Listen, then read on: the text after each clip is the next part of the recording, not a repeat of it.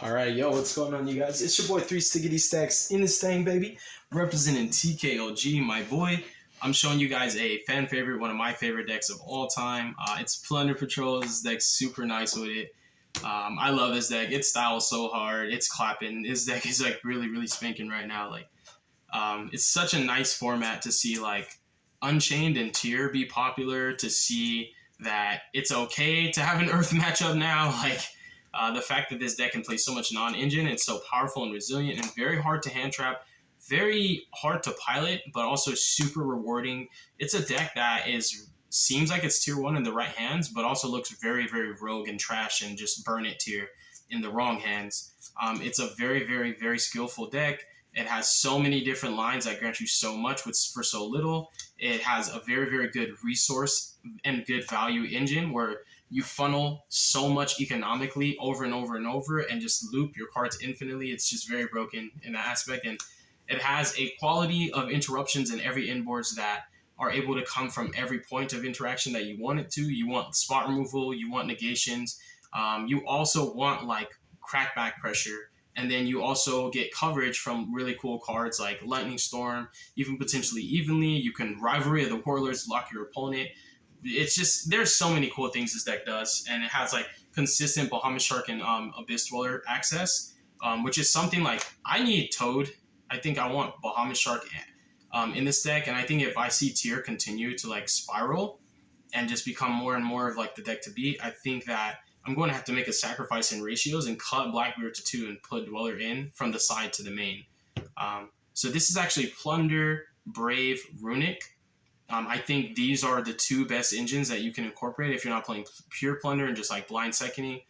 The inboards are just atrocious. They're just absolutely disgusting. You'll have too many cards all the time. And this deck has ferocious crackback, like absolutely disgusting lines that play through way too much for free. And you always get your stuff back. Like the only engine that's not gonna like mitigate the 1-for-1 economics, like whenever you trade with your opponent, is like the Braves. But like Plunder and RUNICK cards always give you your stuff back after you've traded with your opponent, dealing with whatever you need to deal with. So yeah, this deck's kind of ridiculous. It's over the top. So yeah, let's start with oh, and if you like this kind of content, consider subscribing to the channel. Leave a like if you liked the video. Leave a dislike if you didn't. And yeah, the link to the description box, the link in the description box of every video is copy pasted for the Patreon and also the Discord. I really appreciate you guys just subbing, sticking around, you know, watching the content. The views help. And then also, if you want to go further, you can always check that out. Let's do it. So this is the best engine in the deck. It's the actual deck. I always play 3 Shipyard plus the Terraforming. This deck, it's okay to play in a Droll a lot. This deck has so many chainable and reactable cards that it really does play around Droll very well. Like in draw phase, it plays around Droll, and you're able to chain cards like Blackbeard directly to Droll. And also, like, the only time Droll really is like a big deal is when you have multiple ships up, and like when you want to resolve their effects, like you only get like a part of it, which kind of sucks. And I think Ash and Droll are like integral hand traps, but like I implemented engines in this deck that beat Ash more frequently and then make it okay to get drolled because you just get to keep playing on your opponent's turn. This deck's very reactive. It promotes a healthy game state because nothing's unbalanced about it. There's nothing that says you can't play, minus like the rivalry lock. And then also in addition to that, I feel that it does feel like you're playing tiers or you're like playing flues where you're playing on every single turn in every phase of every turn. Like you're always playing with this deck. You're always playing. Like you're not even waiting for your opponent's response and you're just setting up boards. Like you can put 1 card on field and pass turn, and on your opponent's turn you'll have 5. This deck goes like +7 for no reason. So yeah, this card's very powerful. Opening it is more important sometimes than Fountain. Fountain's like not a guaranteed engine. This is like guaranteed playing the game for the rest of the duel. And I love the graveyard interactions. I love the synergistic like interactions where like you can put what you want from field to spell trap zone and then return it to your hand off of this. So you can guaranteed give yourself what you need. If you are done with your Black Eyes and you want Black Eyes back, you don't even have to Jord it. You don't have to waste like booty or anything. You can just put it in spell trap zone and then Shipyard it back and then use the Black Eyes to like put something else back. And it's just, you can go infinite. This card's crazy. The attack boost, everything. The attack boost is broken. Like, and even the RUNICK seem counterintuitive. Like, once you simplify the game state and you stabilize whatever your opponent has for you, you don't have to kill them right away. You can just literally make your board even better and then kill them the next turn. So obviously, like, timed interactions and timed disruptions are important, and like decision, obviously critical thinking and like decision making comes into place where like you don't just critical mass just because, just flood the field with bodies just because, activate cards just because. And that's where, like I said, this deck is a very high skill gap. We have 3 Whitebeard. Literally, these are the craziest plunders in the deck, and you max out on them even without the field spell because they're tuners. These make the deck just crazy. We also have 2 copies of Bluebeard, 2 copies of Black Eyes, and then 1 Redbeard. It hurts my ball sack to like play less of some of these cards because they're some of my favorite cards, but like with no desires in the list and like the efficient resource management that you get from just being a good pilot of this deck, you will realize more and more and more that a lot of these cards, the duplicates, become redundant because if you play the deck correctly, and I know it sounds very cliche and like it's a maxim to just say, oh, I would have won the game either way, or if you played the deck correctly, it wouldn't come up. Like, people say that and there's like no thought behind it, but like this is actually a very, very good point in this deck. If played correctly, everything can be put back, so it's okay. And then you also have 2 other engines that are so powerful that you don't burn through your plunder cards as quickly. You play it a lot more efficiently, and you can be a lot more conservative because you don't have to use so much resources to deal with whatever your opponent has. It's like you have quality and diversity from all of the engines. And if you open all 3, it feels like FTK. So this is crazy. This also is just something that hurts me a lot. I love Emblem. I think it's a crazy card. I think shipping is crazy, especially when you play more. It's one of the most busted cards to open going second. You just activate it, then negate it. Graveyard effect, Emblem versus another negate. You have an extender, you combo through 2 negates like nothing. Or this card also beats like every hand trap. Individually, this card alone like beats multiple hand traps because if one of the materials that you fuse off with are Whitebeard, the game's over. Like, they literally have to have 2 hand traps minimum. And that's excluding the fact that this is still going to put up Emblem, and Emblem is going to trade that hand trap and turn the hand trap into like a double-edged sword where like now with this deck, if your opponent hand traps it, they have to be cognizant and very, very, very, I want to say cautious about when they hand trap, what hand trap they use, and how they do it because it can easily backfire on them. So that's a pretty big deal.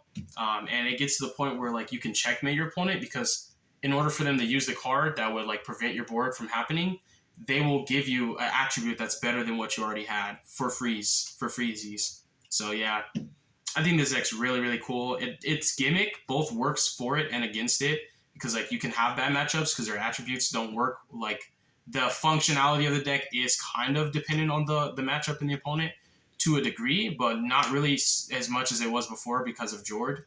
And also because of the format that we're in. Like, the decks I mentioned in the beginning are just give you the attributes you want. You love it. You really, really love it.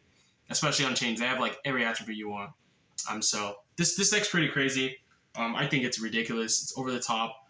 It has an abundance of resources, and like with Booty Up, like this trap card is literally game.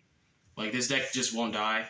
And every board that it makes with plunder cards gets remade every time. Like, you can efficiently recycle your entire extra deck and your main deck cards and just like go infinite. And you kill so fast. Like, you literally have turn 1 set up in second turn and turn 3 kill a lot. So I even like literally be playing this deck and like don't even use RUNICKs sometimes. And like, I had game without them. Why would I activate them just because?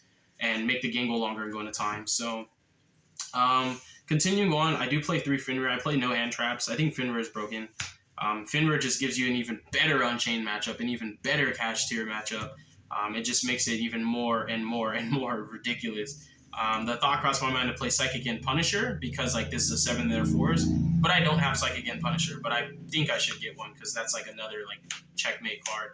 I'm playing 3 Water Enchantress, 3 Rights. I do max out on the engine. I'm playing Foolish, and I also do play Griffin Rider and my proxy for a Legal Knight. I think I play both for a very good reason. You want an Omni Negate to protect your combo, but also like you like giving your opponent a Legal Knight because that's a dark that you can use for yourself. So the Brave engine and the Runic engine both have really cool synergistic properties that each one separately has benefits that the deck really needs to thrive a lot of the times. Like, especially the extra bodies, the extra draw power from the Runicks, and the fact that your deck can lose to Ash, and you have every supplemental engine baits Ash, which is just crazy. So Yeah, that's crazy. Another proxy is the Faithful, just the one of. I don't know where my Faithful is, but I'm just gonna get another one. And then Draco back. Draco back's ridiculous, dude. Honestly, like it really is. And then the Runic cards. We have two Fountain. We have three copies of Tip. The Runic cards obviously are in and of themselves one of the most diverse and elite engines in the game.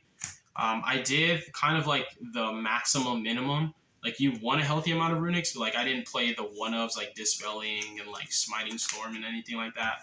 I just went for like the pretty much the standard package, standard lineup. A lot of times these cards are used for their bodies turn one, but going second, another reason why you really don't need hand traps like ever in this deck. Like you can just play board breakers. Whenever I blind segment with plunders, I don't play hand traps. I just rather just break the board. It's too easy. You OTK on the like you literally OTK turn two, and just let them go first. Every engine, Fenrir, Brave cards, and Runics force interactions. The Runic cards also help to beat like your Manadia matchup and stop you from getting FTK depending on which one you open. On top of that, like the Plunder cards already do all of that by themselves. But the fact that like everything you're adding in, like your non-engines flex spots are not like, oh, I need hand traps, I need Book of Moons, I need droplets, like I need these cards like to make sure that my engine can be, have a backbone. But nah. Like every single card you draw in this deck feels like a going second card. Nothing should resolve. If anything resolves, your opponent is already going to have to throw another interruption on top of the one that they should have used. The extra deck, 3 Blackbeard. This protects your Hugin. This protects all of your entire board. Like he actually is a defensive card on top of like being a reactive card and progressing the game state and allowing you to just kill your opponent under nib. You can actually go for game under nib because you can use this in battle phase. He dodges every targeting effect. You get more draws. Like you can draw literally you can draw like 5 to 6 turn one without resolving Fountain twice. So ridiculous. Cards broke. 2 copies of Lease. Lease is the monster negation that also extends from the spell and trap zone. And on top of that, Black Eyes extends. Like this deck literally can combo through so much, and it makes gigantic, enormous boards with every card being used replacing itself. And you literally go like plus 11. If you open all engines, you go plus 11. Like it's... And the board can be broken. You're like, I need you to break my board because I had no more room left to summon anything. And I kind of still want to play Yu-Gi-Oh! And have fun. Mork, hard summon Morks are just so underrated. Literally to this day, like I still win so many matchups just by hard summoning him and equipping him with Emblem. He can be targeted, he can be destroyed by battle card effects twice. My entire board's impermeable, and in order to be able to destroy the board, like you have to like imperm him, but you have to kill the Emblem first, and then you just keep infinitely looping Emblem. So this card's crazy. He's also like one of the best interruptions this format. Banishing cards, like he's crazy against Tier. He's crazy against Unchained. He's crazy against also Lab because like their cards, they have no Banish Zone Recursion. Like I can go on with the matchups. This card's broken against Pearly. Yeah, this is literally like him and Lease. They go neck and neck, but like he has, for a while has been like the strongest for a long time. Braun. This card's ridiculous. Like, oh my gosh, like in R-type Cosmic Cyclone, and then just like the pressure, like the added firepower, and then Jord. Like this is something that like you might sometimes want to bump into too. Like the space is such a problem, so that's why you have to be very, very cautious and kind of frugal with how you use a lot of your cards, especially these, because like you have no way to get your banished cards back, but you do have a way to get everything back from grave. This being a pendulum will not go to the grave, so like if it goes to the face of extra, that's it, So you have to be very, very careful because Black Eyes cannot add it back unless like they literally have to like Solemn Strike it on summon, Baron, Coral, Charge Warrior, and then the 2-in-1. This is something that I want to bump to 2, and then I sometimes want Qin Ying, the Sword Soul Synchro. So like that's a problem with like this extra deck is like the space, because you need like a healthy amount of ships, and like Blackbeard's just too insane. It feels like not playing 3 is just hurts. It's like you're doing yourself a disservice. But then, like, you want Dweller, you want Bahamut Shark and Toad, you want the second Jerry to make Dweller more efficiently and to hard summon more efficiently. But then it comes down to, like,